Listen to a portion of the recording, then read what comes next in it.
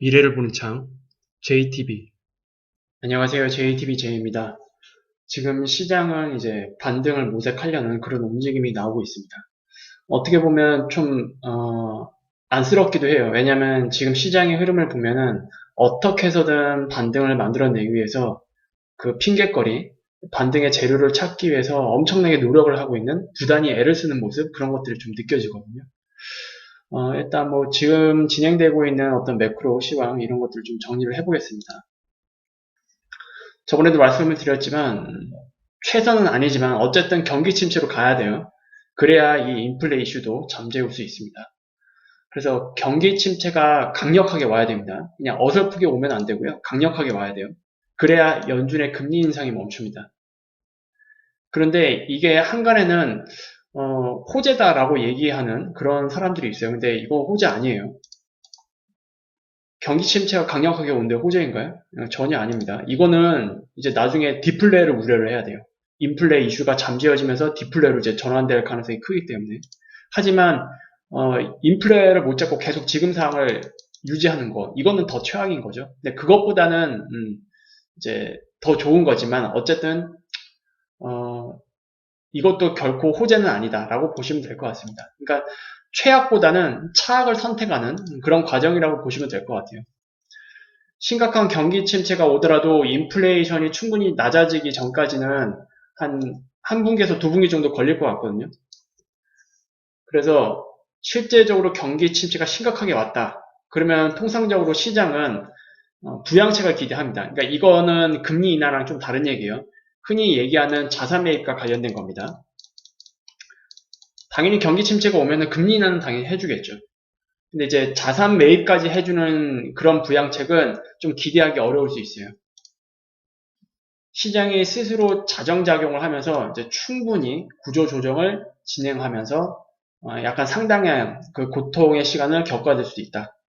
왜냐하면 바로 부양할 수 없는 상황이기 때문에. 왜냐하면 이게 또 자칫해서 인플레를 갑자기 자극시켜서 1980년 그때처럼 실수를 저지를 수도 있는 그런 상황이 오지 말라는 법은 없거든요. 그래서 연준도 이거를 충분히 인지를 하고 있기 때문에 자산 매입과 관련된 부양책에 대해서는 아마 좀 굉장히 신중해 하지 않을까 그렇게 생각을 합니다. 그거를 이제 요거를 좀 충분히 좀 풀어본다면 결과적으로 강력한 경기 침체가 만약에 왔어요. 침체의 늪으로 빠지는데 부양하지 못하는 상황이 온다면 이거는 단기적으로 패닉에 빠질 수 있죠. 그래서 이 구간이 오면은 이제 급격한 신용 경색에 빠질 우려가 있습니다. 특히 자금 조달을 하지 못하는 뭐 기업이 됐든지 간에 아니면 뭐 기관이 됐든지 간에 어쨌든 뭐 이런 것들을 우리가 충분히 예상을 하고 지금의 상황을 봐야 됩니다. 예전에 뭐 2008년처럼 경기 침체가 심하게 온다. 그래서 금리 인하를 했는데도 방어가 안 된다. 그래서 자산 매입도 할 거다. 이런 기대를 해서는 안 됩니다. 코로나 때도 이런 게 가능했던 이유는 이제 인플레가 높지 않아서였거든요. 코로나 전까지만 해도 인플레가 쉽게 오지 않을 것 같다라는 그런 것들이 좀 많았었잖아요. 근데 지금은 그런 상황이 아니기 때문에 섣불리 자산 매입까지 우리가 좀 기대를 해서는 안 될 것 같습니다. 그래서 뭔가 침체가 일어나서 금리 인하를 해주더라도 그 자금 경색 문제 이거를 풀기 위해서 어쨌든 그 약한 고리 그 영역에 자산 매입이 들어가야 되거든요. 근데 이걸 할 수 없게 되면은 이 신용 경색 문제가 또 계속 길어지는 거죠. 그러면 이제 패닉셀이 계속 이어질 수 있다라는 거예요. 이거에 대한 가능성을 일단 열어놓자라고 제가 말씀을 드리는 겁니다. 그래서 경기 침체가 오면은 연준이 금리 인상을 멈출 테니까 호재다. 굉장히 나이브한 거예요, 그거는. 너무 단기적으로만 본 거고 좀 더 길게 못 본 저는 관점이라고 생각을 합니다. 물론 금리 인상을 멈추는 그 시기 아주 단기적으로는 이게 어떻게 보면 호재로 단기적으로는 작용할 수 있어요. 근데 결코 그게 쭉 호재로 이어질 가능성은 없다라고 저는 그렇게 보고 있습니다.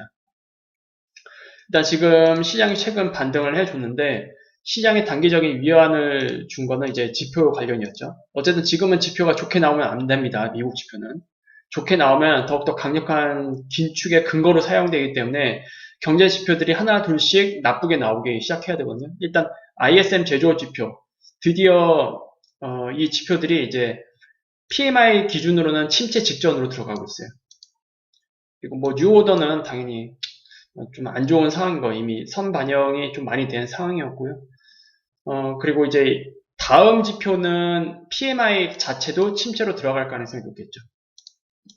그리고 어제 발표한 졸트, 잡 오프닝도 마찬가지로 조금 더 줄여서 나왔어요. 기대치보다. 그래서 고용시장도 조금 완화되는 거 아니냐라는 그런 기대감 때문에 강력하게 지수가 반등을 해줬습니다. 일단 뭐 이런 지표들이 연속적으로 나오는 게 좋겠죠. 일단 오늘 ADP 고용지표가 발표가 되죠. 여기서도 고용시장이 좀 완화되는 그런 모습이 나와야 됩니다. 근데 반대로 고용시장이 좀 타이트한 그런 모습을 여기서 다시 보여준다. 그러면 오늘 지수는 좀 조정을 좀 받을 겁니다. 그래서 지금 뭐 우리가 안심하고 그렇게 뭐 반등장을 지켜봐야 될 입장은 아니에요. 지표가 하나 둘씩 발표될 때마다 시장이 요동을 치는 거기 때문에 좀 변동성이 심한 구간이다라고 보시면 될 것 같습니다. 일단 여러분들이 좀 이거를 많이 궁금해 하실 거예요. 금리 경로에 따라서 시장이 어떻게 반응할 건지. 일단 크게 봤을 때는 금리가 이제 기준금리입니다. 연준의 기준금리 기준으로 예상되는 흐름은 크게 두 가지예요. 하나는 일단 지금 금리 인상을 하고 있죠. 그러다가 어느 구간에 금리 동결을 하다가 금리 인하로 넘어가는 패턴. 요게 이제 굉장히 일반적인 스탠다드한 금리 경로고요. 하나는 이렇게 올라가다가 금리 동결이 아니고 갑자기 금리 인하로 선회하는 거예요. 1번과 2번 이렇게 있다라고 하면 1번이 좀 더 좋은 거예요. 2번은 좀 악재입니다. 왜냐? 금리 인상을 하다가 갑자기 금리 인하로, 그러니까 금리 동결도 아닌 금리 인하로 확 돌아섰다는 얘기는 지금 엄청난 사건이 하나 터진 거거든요. 이게.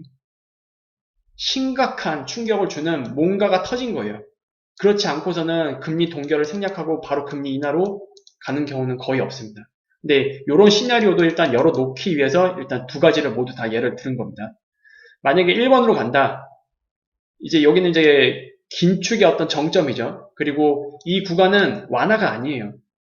그러니까 긴축의 최정점에서 쭉 유지를 해주는 구간입니다. 여기가 어떻게 보면 상당한 이제 실무 경제에서는 고통의 구간이라고 볼 수 있어요. 물론 여기도 마찬가지지만, 근데 금융시장에 있어서는 어쨌든 금리 동결을 한다라는 거는 더 이상 금리를 안 올린다라는 그런 얘기하기가 될 거기 때문에 단기적으로는 호재가 될 수 있어요. 하지만 아까도 말씀드렸다시피 이게 장기적인 호재는 아닐 겁니다. 왜냐하면 이제 금리 인하로 연속적으로 넘어가게 되면 이거는 이제 심각한 경기 침체 구간이거든요. 그러면 뭐 자금 조달 이슈, 뭐 크레딧 이슈, 뭐 신용 경색이죠, 한마디로 얘기를 하면. 그런 것들이 터질 가능성이 굉장히 높기 때문에. 그러면 여기는 이제 패닉셀이에요, 패닉셀. 그래서 결코 이게 호재가 아니다, 금리 동결이. 요런 구간이 남아있기 때문에. 이렇게 가게 되면은 이제 정신 없을 겁니다, 시장이. 이렇게 가다가 갑자기 금리 인하로 돌아섰다. 그러면 시장은 이렇게 반응하겠죠. 뭐가 큰 문제가 있나 보다. 그러면 채권금리부터 가파르게 갑자기 하락하기 시작할 겁니다. 아마 채권금리가 먼저 움직일 가능성이 클 거예요. 장기물에서 굉장히 큰 폭의 하락이 나오겠죠. 그리고 금리 인하로 이제 연속적으로 간다는 얘기는 이미 사건이 터진 거니까 바로 패닉셀로 연결이 될 수도 있다는 거. 이 두 가지 경로로 일단 저는 시나리오를 보고 있습니다. 그래서 여러분들도 이런 것들을 좀 참고를 하시면 될 것 같고요. 그리고 지금 매크로를 조금 점검을 해보면 일단 지금 유럽 쪽을 보면은 중앙은행이랑 정부가 계속 엇박자가 나오고 있죠. 중앙은행은 금리를 올려서 좀 긴축을 해야 되는 입장인데 정부는 재정정책을 쓰고 있어요. 그러니까 목까지 차오른 거예요. 지금 더 이상 버티기가 힘들다 보니까 영국도 그래서 감세 정책을 내놨고. 근데 부자 감세는 철회를 했지만 전체적인 이 감세 규모에서 차지하는 비중이 얼마 안 돼요. 그래서 여전히 뭐 영국의 환율 문제는 계속 이슈가 될 수밖에 없고요. 그렇다 보니까 금리가 가파르게 튀다 보니까 뭐 연기금, 마진콜 문제 이런 것들이 툭툭 튀어나오고 있죠. 그리고 독일도 마찬가지예요. 유럽 전체적으로 에너지 문제 때문에 인플레가 잡히기도 좀 어려운 상황이고 부담이 너무 커지다 보니까 독일도 정부 쪽에서는 가계 기업에 280조를 푼다. 이런 식으로 이야기가 나오고 있어요. 그러니까 중앙은행이랑 정부랑 지금 계속 엇박자 나다 보니까 유럽 입장에서는 인플레 잡기가 점점 힘들어지는 거예요. 그래서 이런 이슈가 있고 그리고 특히 독일 같은 경우에는 이제 과거에 역사적으로 하이퍼 인플레이션의 강력한 트라우마를 겪은 국가인데도 불구하고 이렇게 심각한 경기 침체임에도 이렇게 돈을 푼다는 얘기는 지금 상당한 위기라고 보시면 될 것 같습니다. 그래서 유럽은 이제 사실상 스태그플레이션으로 지금 넘어가고 있는 과정이 아닌가 그렇게 생각을 하고 있어요. 그래서 이거는 어쨌든 유럽의 어떤 큰 문제가 하나둘씩 다 터져 나오고 그게 다 해결이 되는 그런 과정까지 다 겪어야만 이 문제가 좀 해결될 것 같습니다. 지금 상태로는 뭐 어떻게 좀 방법이 안 보여요. 그리고 앞으로 나올 예상 악재입니다. 이게 이것들이 다 터진다라는 얘기가 아니고요. 예상되는 거. 일단 첫 번째로는 여러분들이 다 알고 계신 거 유럽발 악재죠. 일단 영국 쪽에 불안불안한 문제 추가가 된 거예요.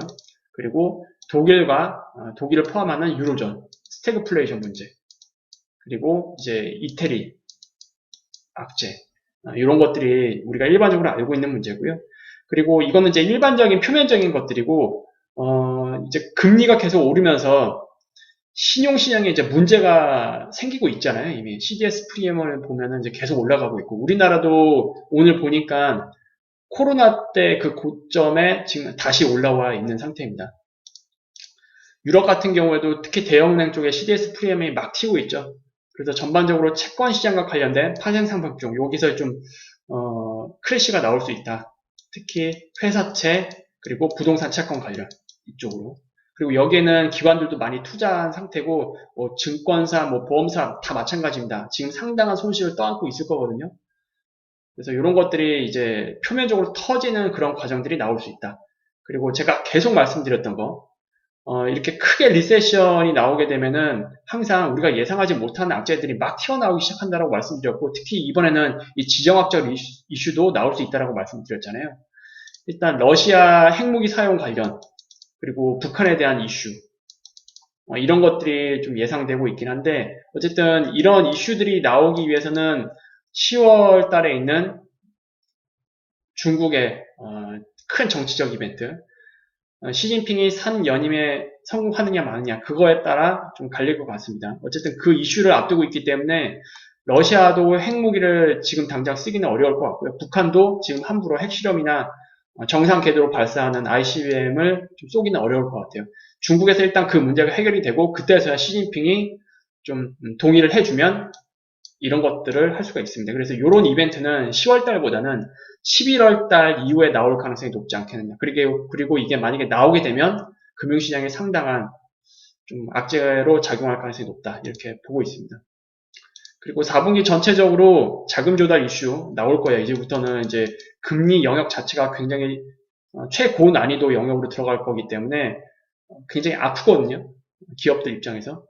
얼마 전에 그 뉴스를 보니까 우리나라도 전체 대기업 중에서 50% 이상이 이번에 한은에서 10월 달에 금통위가 있잖아요. 0.25%만 올려도 상당히 부담감이 될 것 같다라고 얘기를 하거든요. 근데 이번에 0.25가 아니고 0.5% 지금 이야기 나오고 있잖아요. 이렇게 되면 우리나라 기업들도 자금 조달 이슈가 좀 많이 부각될 가능성이 높다. 그리고 4분기에 기업들이 이런 이슈들 때문에 신용 등급이 강등되는 데가 있을 거예요. 그렇게 되면 이제 그런 기업들 쪽에서 갑자기 유증이 나오거나 뭐 이런 이슈들이 시장의 어떤 투심을 악화시키는 그런 요인으로 작용할 수도 있을 것 같다. 그리고 지금 계속 유럽 대형은행 쪽에 이슈가 많이 만들어지고 있는데 이거는 크레딧 스위스예요. CDS 프리미엄을 쭉 보면은 지금 다시 갱신된 게 이제 요거죠. 저번에 7월달인가 6월달에 왔을 때는 그때는 여기였어요. 여기. 그러니까 유로존 위기 때 그때 수치에 왔었고 지금은 2008년 이 고점을 돌파를 했습니다. 2008년 당시보다 지금 위험성이 더 올라갔다는 거예요. 부도율이. 그래서 이거 지금 유뚜껑 다 열렸거든요. 그래서 이게 과연 어떻게 진행될지 이것도 좀 잘 보시면 될 것 같습니다.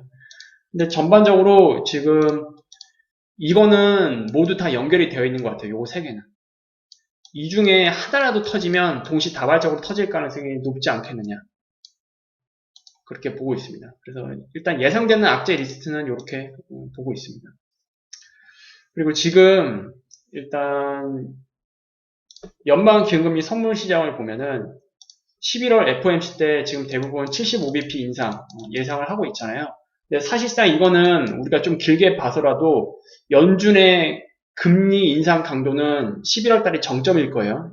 이거는 뭐 크게 달라지지 않을 것 같습니다. 근데 문제는 12월 달이에요. 12월 달에 지금 시장에서는 50bp 인상을 예상을 하고 있잖아요.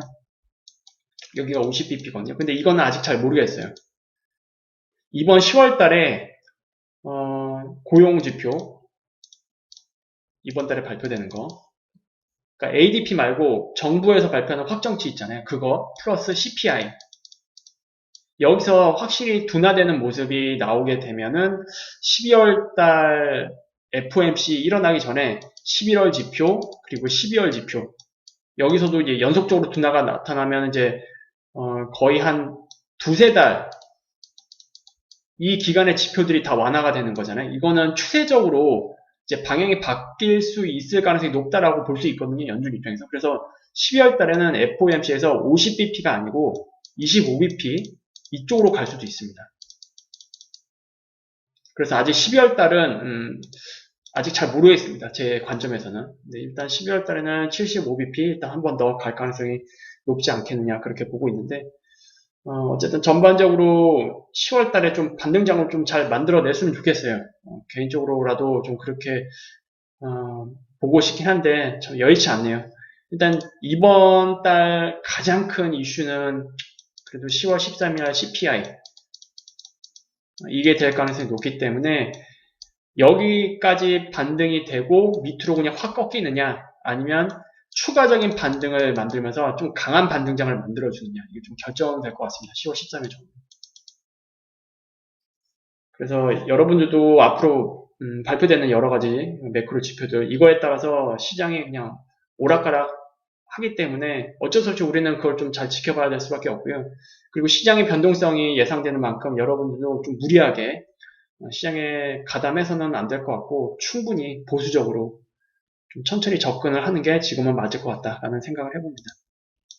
그래서 오늘은 이렇게 좀 마무리 짓도록 하겠고요. 다음에 더 좋은 영상으로 다시 찾아뵙도록 하겠습니다. 감사합니다.